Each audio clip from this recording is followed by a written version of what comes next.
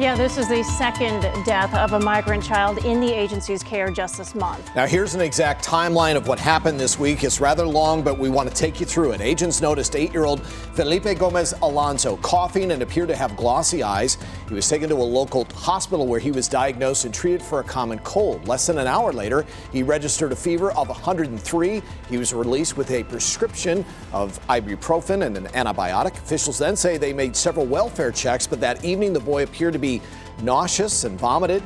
His father declined further medical assistance. 3 hours later, authorities say Felipe was lethargic and nauseous again.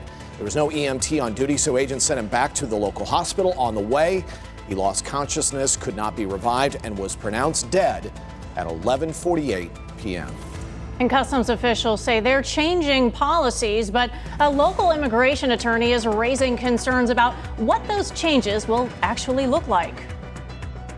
Well, the fact that they realize that changes have to be made is a positive. Ruben Reyes with the Board of American Immigration Lawyers Association. Unfortunately for these two children, it is too late. Earlier this month, a 7-year-old girl died in CBP custody.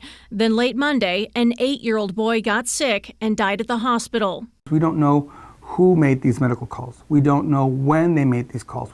Border officials responding with a review of its policies for handling kids under 10.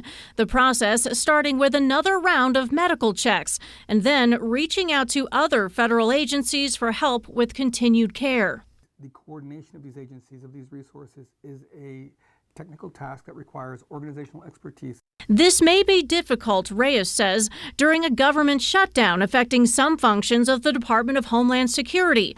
Where would these medical checks take place? Actually, there's some ports of entry that are so remote, that are so far out, that having, let's say, a space to hold 10 people with a toilet might be too much to ask. And Reyes questions who will be performing those checks. It'd be a very different story to put that on an officer who is not a trained medical professional, who is at best guessing as to the true nature of what that child is suffering from. Well, the CBP chief called the boy's death a tragic loss, while some members of Congress have called for an investigation.